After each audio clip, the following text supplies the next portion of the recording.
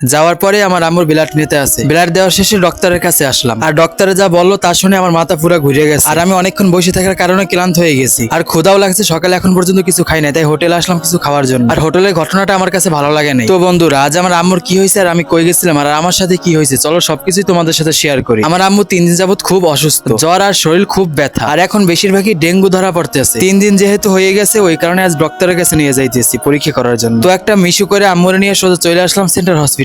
আর এইখানে আমরা আগেই সিরিয়াল কাটে রাখছিলাম মোজাম্মেল স্যারকে। আর আম্মু যেহেতু হাঁটতে পারতেছে না, তাই লিফটে করে উপরে যাইতে হবে। যাই হোক, আমরা উপরে আসার পরে দেখতেছি বেশি একটা ভিড় নাই, আজকে মানুষ খুবই কম। আর বন্ধুরা, আম্মুর উপরে বসে দিয়ে আমি নিচে যাইতেছি আমরা যে সিরিয়াল দিছি ওই টোকেনটা আনার জন্য। তো এখানে ডক্টরের ভিজিট টাকা দিয়ে দিলাম, তারপরে ডক্টরের রুমে আসলাম। আম্মুর যত সমস্যা সবই ডক্টরের কাছে বললাম। আর আমরা সিরিয়াল দিচ্ছিলাম 11, সেখান থেকে আমরা 2 নম্বর সিরিয়াল দেখাইতে পারছি। এটা আমাদের জন্য খুব উপকার হয়েছে। যাই হোক, ডক্টরে আম্মুর কিছু ব্লাড টেস্ট করাইতে কইছে, ওইটা করাইতে চলে আসলাম। এইখানে এসে দেখতেছি তারা যন্ত্রপাতি নিয়ে বসে রয়েছে। আম্মুর ব্লাড না দেখে আমার খুব ভয় লাগলো, এমনিতেই অসুস্থ, তার মধ্যে আবার কতখানি ব্লাড নেবে। যাই হোক, ব্লাড নেওয়ার পরে আমাদের ওয়েট করতে বললো, রিপোর্ট বাইরেতে অনেক দেরি হবে। আর সকালে এখন পর্যন্ত কিছু খাই নাই, তাই দোকানে আসলাম কিছু খাওয়ার জন্য। এখানে এসে রুটি নিলাম আর ভাজি নিলাম, এগুলো সকালে নাস্তা করে নিলাম। যাই হোক, খাওয়া দাওয়া শেষে আবার চলে আসলাম আম্মুর কাছে। আম্মুর শরীরটা ভালো না, তাই আমি নিয়ে বসে রয়েছি। আর এদিকে আম্মুর রিপোর্ট বের হয়েছে, এখন শুধু ডক্টরকে দেখাবো। আর এখন বাজে প্রায় 1টা, আসছি সকাল 8টা বাজে। আর এদিকে ডক্টরের চেম্বারের কাছে একটা পেশেন্টও নাই, সব শুধু ওষুধ কোম্পানির লোক। তাদের ওষুধ সেল করার জন্য সবাইকে কষ্ট দিতে আসে। তারা ডক্টরকে অনেক রিকোয়েস্ট করে তাদের ওষুধ সেল করায়,